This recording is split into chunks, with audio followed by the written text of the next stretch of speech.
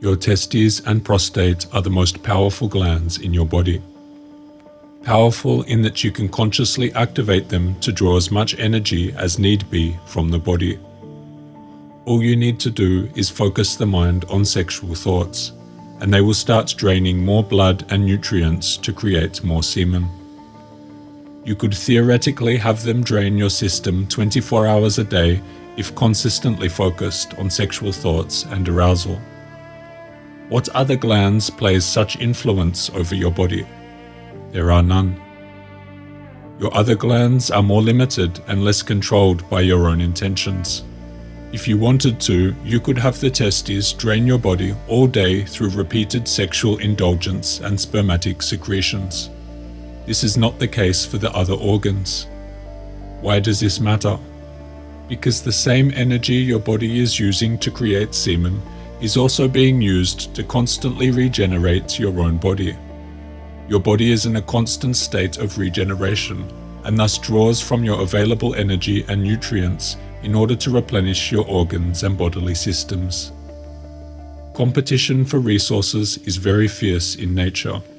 Plants push their own growth in order to get more sunlight and less shade than other plants, and the plants that do not excel often suffer and degenerate from lack of sunlight. Such is the case for your organs and glands. If you allow the testes to demand use of the majority of your energy supply, all other systems will suffer as a result. Perhaps because reproduction is nature's first imperative, the testes have been given the first order of priority, even at the cost of the organism's own longevity and survival. The ancient occultists well knew that the organs of reproduction were intended not only to exercise the functions of generation, but those of regeneration as well. These are the legitimate uses of the sex force, which should never be exercised solely for the pleasure it affords. Because the great importance of keeping the creative forces sacred to their intended orders, they insisted on chastity among their disciples. They taught that this great force, so terribly wasted by the unknowing multitude, could be transmuted by wise restraint into such vigor and vitality that all physical weakness could be overcome, and the exhausted vital forces renewed.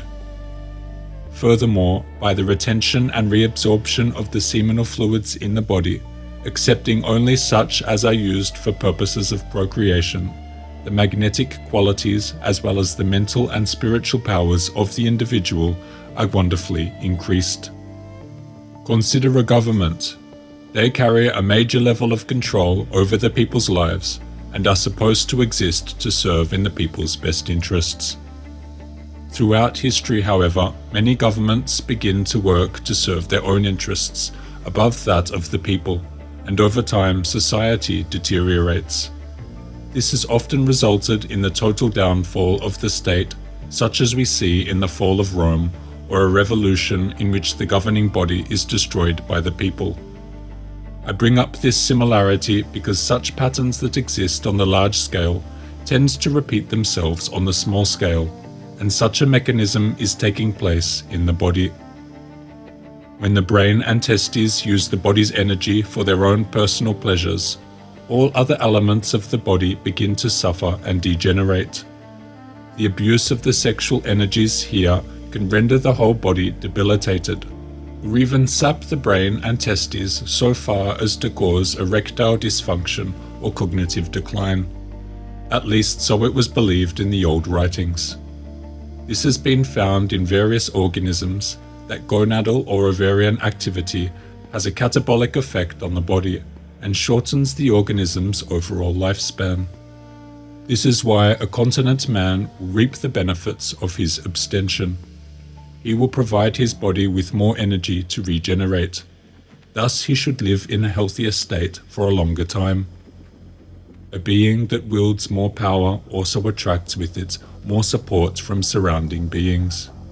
He becomes a formidable body of energy, and thus carries more influence over his environment.